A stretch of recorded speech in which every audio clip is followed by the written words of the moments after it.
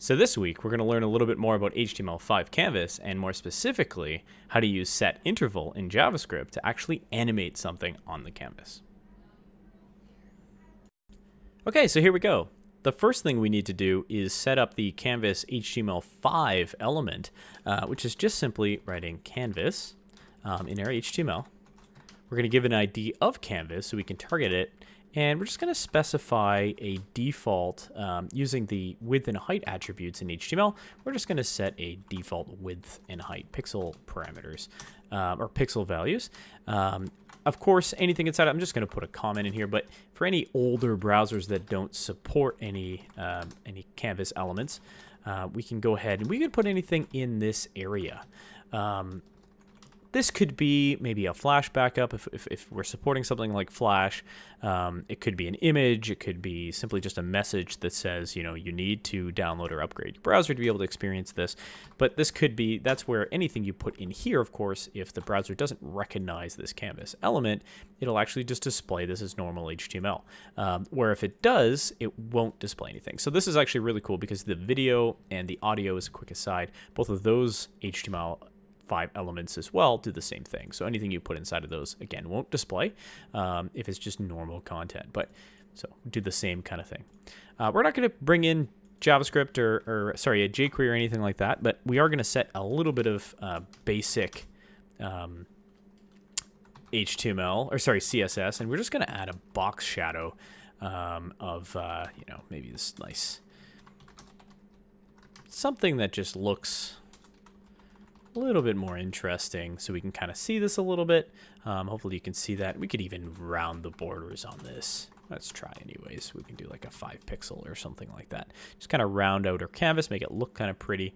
And then the rest is actually just going to be all in JavaScript. So to get started, the first thing we need to do is just set up some variables, which is a great idea for any project. And we're actually going to be assigning a few variables here. The first one is going to be the canvas variable. Then we'll be setting the context, and remember context, those are those drawing tools that we use. Then we're going to need some variables for the starting position of our ball. What we're going to be doing here is we're going to be creating this kind of bouncing ball that, you know, when it hits the edge here, so it's going to be bouncing around. When it hits the edge, it'll actually be reversing itself in direction. So it'll look like it's bouncing off of the walls, right? So we need a starting position. So we're going to be setting our starting position. It's just going to be variable X, and that's what we'll be changing throughout using some JavaScript later. But we're going to start a starting position at 400, which would be, you know, all the way over here, technically speaking. And our Y of 400 is, or sorry, 300 as well. As if you remember our HTML, we're width of 400 and height of 300. So that would be X 400, Y 300. So it would actually put it right here. Okay, just off the side. And then we're gonna gotta start somewhere, right? So we have to say how much to move the ball each frame. So this is gonna be 2 variables here. We'll have dx and we'll have dy.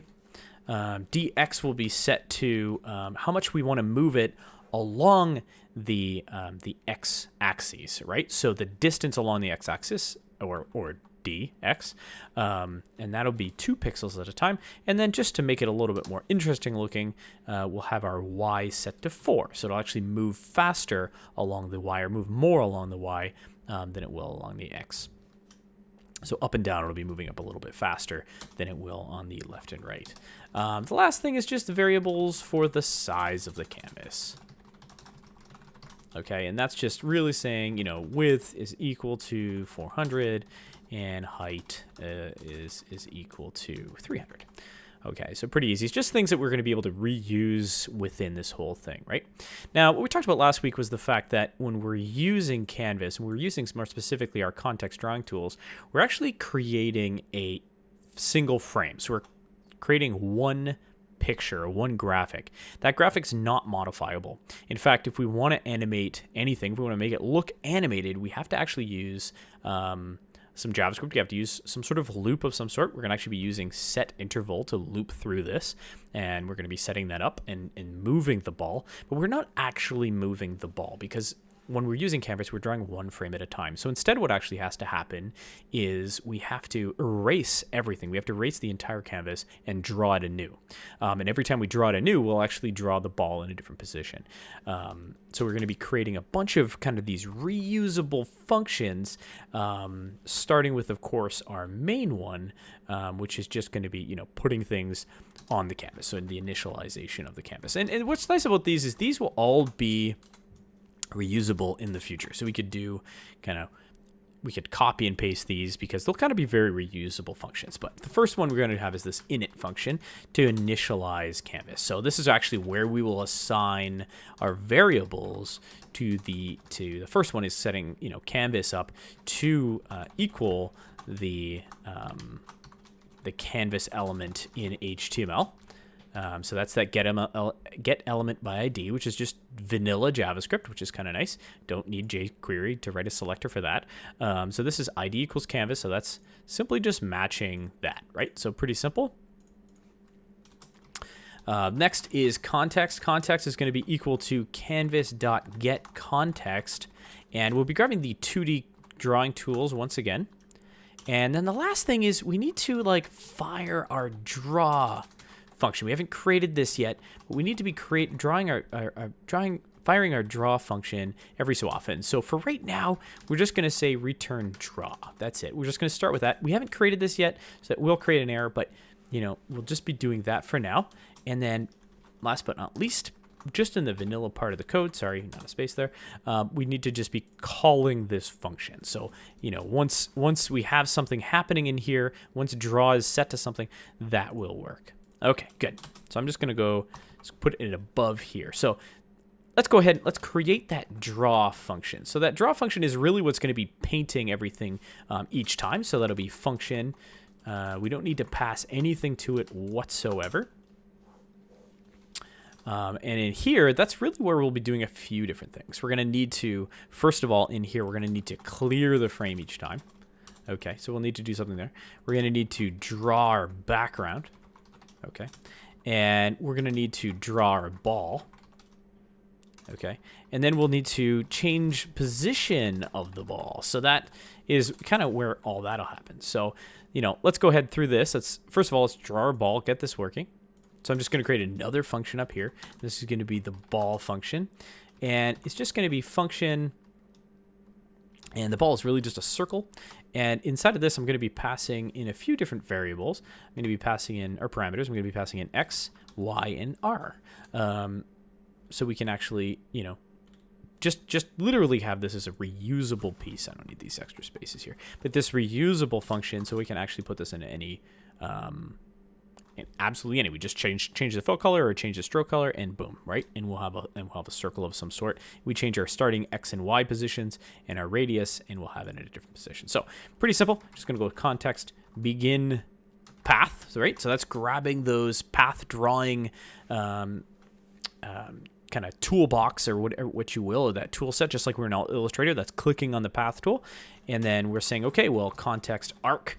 And arc takes the starting X position, which we're going to be grabbing from the parameter we're passing into this variable. The starting Y position, which again we'll be grabbing from here. The radius, which again we'll be grabbing from here. And then the starting angle, which is 0. And the ending angle, which is that math.pi times 2, which will create a circle. And then the last one is whether or not it will be counterclockwise or not. As simple as that. And then we'll just call our fill. As simple as that. So now we have this kind of reusable thing where we can pass any X position, any Y position, and any radius, and go ahead and get a circle to match that. So I'm just going to remove those extra spaces. It's up to you how you want them. Just trying to keep it clean. All right.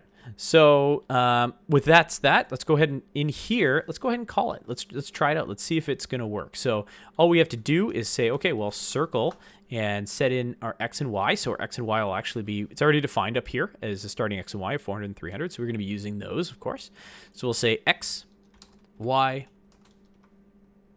and then that starting radius, or that radius, which would be 10 pixels. And there it is. Look, it just showed up. So it's actually down here in that bottom right-hand corner. If I were to actually change this to maybe 300 by 100 or something, it's going to show up in a different position, right? So that's kind of the beauty of this, is that I can just be modifying a couple numbers, and of course everything is going to move, which is really nice. Okay. Well, the next thing is let's get this background drawn. So the background is actually really simple. We're going to create another function. This time we'll call it rect, and we'll pass in an x position, a y position. Again, that's the starting x position and starting y position, a width of the rectangle, and a height of the rectangle, just represented by w and h. We don't want to use necessarily these variable names up here. We can just bring them in as these single letter representations of each one. Again, we're going to be using the begin path to grab that that context drawing tool called the path drawing tool, and then we're going to use context.rect, which is an internal built-in version of building out a rectangle like we talked about, and it takes again, it takes an x, it takes a y, a width, and a height. Which we'll just have it simply matching that, right? Not trying to make anything complicated at all. We need to close out our path, okay? Not like the arc. The arc kind of closed it for us. This one we want to close it. And then we want to just say context.fill. Nothing's going to happen yet, but let's go down here and say draw the background. And we're going to go ahead in the draw the background. We're going to say, okay, well, let's start setting our fill style. So we'll say our fill style on this one is going to be equal to this kind of nice light gray color with a little bit more of a red mixed in. Very, very subtle. Okay. And then, oops. Make sure we have those single quotes around things. Okay. And then we're going to go ahead and call our rect. So we have our rect up here. We're going to say, 0 as our starting x, y as our starting y, and then we're actually just going to be passing in this width and this height, okay? Oops. So width and height. Very good. So that drew that background. I could tell if I change this to like a red, you'd be able to see this as like, this bright red color. But of course, we want to be able to see that ball still, so we do need to set that fill style again right before we call our circle, and this time we're going to just call 444 to give us our nice light gray ball. So of course, anything you set in here will be the color of that circle because we are doing it before this function is being run, which has a context.fill in it. So it is setting the color here, then it's calling this, which runs this code, and inside of that code has that .fill. So that's kind of how that is all put together, which is pretty simple. Okay. The next thing we want to do is we need to be able to move the ball around, right? So changing this position of the ball. I think that probably makes more sense. And then afterwards, we can go ahead in the clear and figure that out because we can kind of really see what that clear is doing each time, right? So, but that change the position of the ball, this is where things get a little bit more tricky, right? So this is a little bit more of a math. So just bear with me for a second. So first we want to say, okay, well, if the ball we need to do a few things. If the ball has gone past the left and right sides, we're going to need to reverse its direction. That's the whole idea of it's bouncing off the walls, right? So that's that bouncing off the wall kind of, piece of this, right? The bounce. Right. Okay. We don't need to. Oops.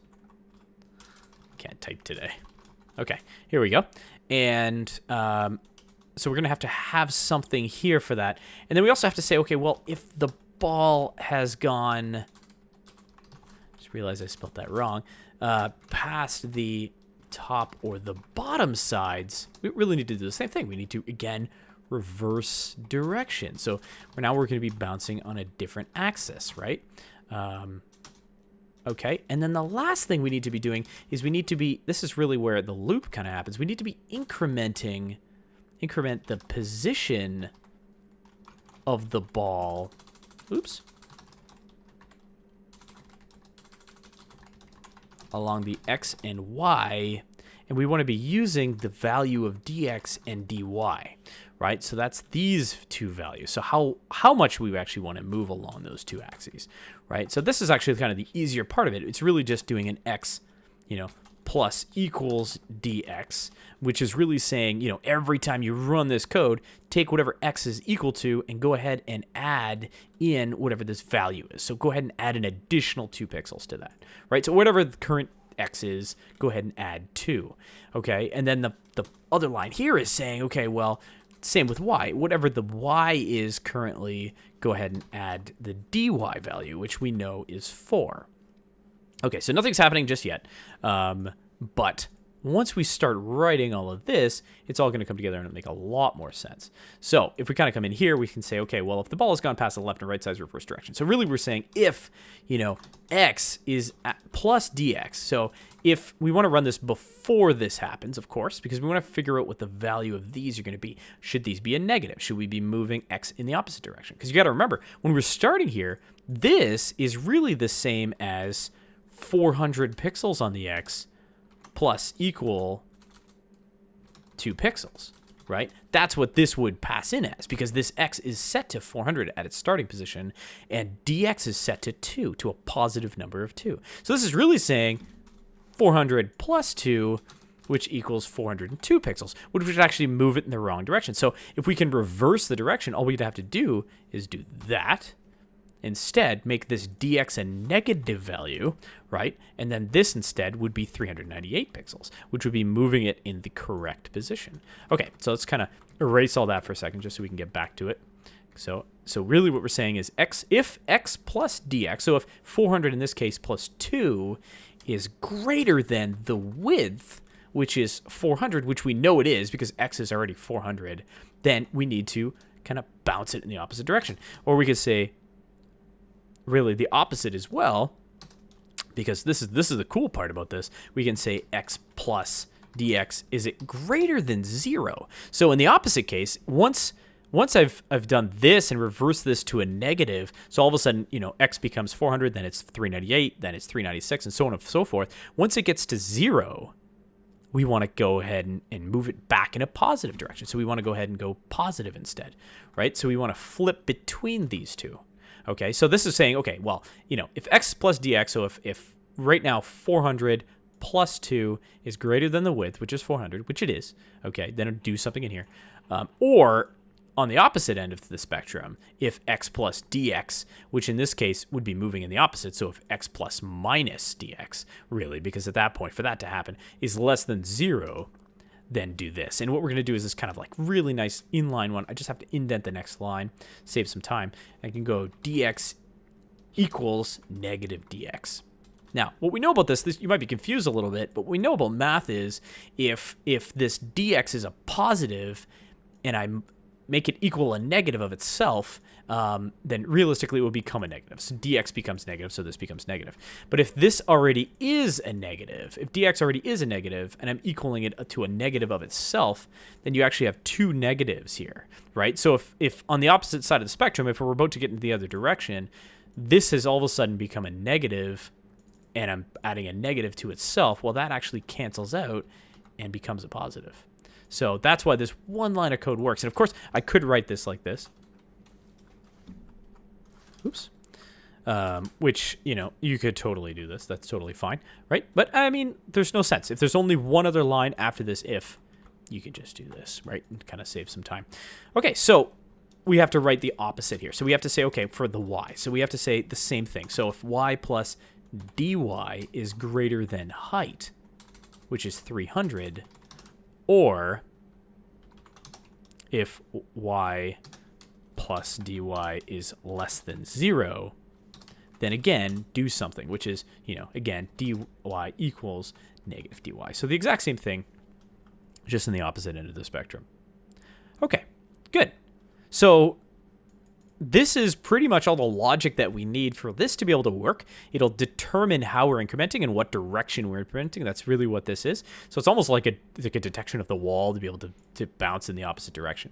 So in order for this to really work, though, I have to change this return draw to actually not be to return draw, but instead to say return setInterval.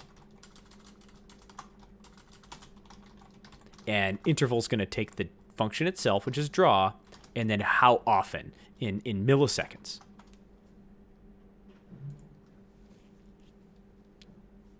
This is pretty incredible. So now we have this ability here to say return set interval draw every 10 milliseconds. So we're saying fire our draw function every 10 milliseconds, which is pretty cool.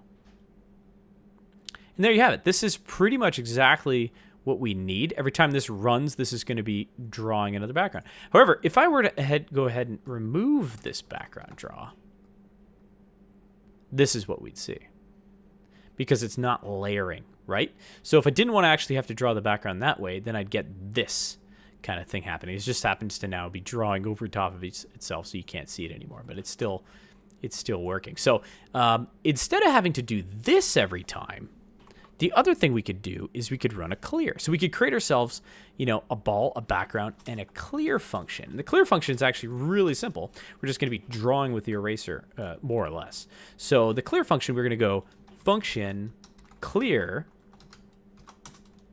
Okay, and the clear function is just a context.clearRect, right? Which is a built-in context function. It takes an X position, a Y position, a width, and a height. So we'll just set it to the width and height of the entire canvas, right? So the entire thing, and that'll work really well. And then all I got to do is clear. So every time I call this draw, it's actually redrawing, right? So I could redraw a rectangle over top every time if I wanted to, or I could call a clear every time, or I could do both. It really doesn't matter, right? Because realistically, this is what's cool. I could draw this background rectangle. I could be doing that in CSS. So I could come in here and say, well, my background should be that, right? So now I'm painting that with CSS instead, which is kind of nice. Okay. So we could say, or draw background layer on top each time. Clear each time this function runs, or draw background layer on top each time. Bam, perfect. So again, how this is working is realistically the set interval is saying, okay, what do you want to call? What function do you want to call? And how often do you want to call it? So this is saying draw every 10 milliseconds. So it's just going to call this over and over again every 10 milliseconds. And there you have it. You've animated something on canvas. So the next part of this actually is next week we'll sit down if we have some time and we'll actually go through creating Snake, that old Snake game. But realistically, you've now gone ahead and used setInterval to be able to create an animation on the canvas. And that next piece of it, which is creating that Snake game, which is right here, where we can actually use keyboard functionality. Let me show you. Keyboard functionality to go ahead and move our snake around, which is really kind of cool. There's a lot more JavaScript kind of involved in this. A lot of this is commenting, but it really uses the same kind of, redrawing it each time. But this time you're also going ahead and you're using a switch in JavaScript, and you're using a position array, and you're using, as well as kind of this keys two directions. You're binding events on keyboard keys. So those are your arrow keys and stuff, which is really kind of cool. So if you're interested in that, CSS Tricks has a great article. I love CSS Tricks. It's back from 2011, but this is Learning Canvas making a snake game. And they actually have this fantastic result here of things. So we can, of basically creating the entire thing. And if we actually look at the result, this is really cool. Kind of open this up on CodePen for a second.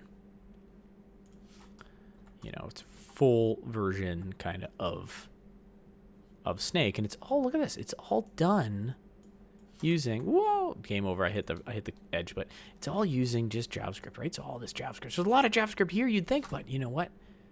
This is the game. Pretty cool. All right, so that's it. Have a great week.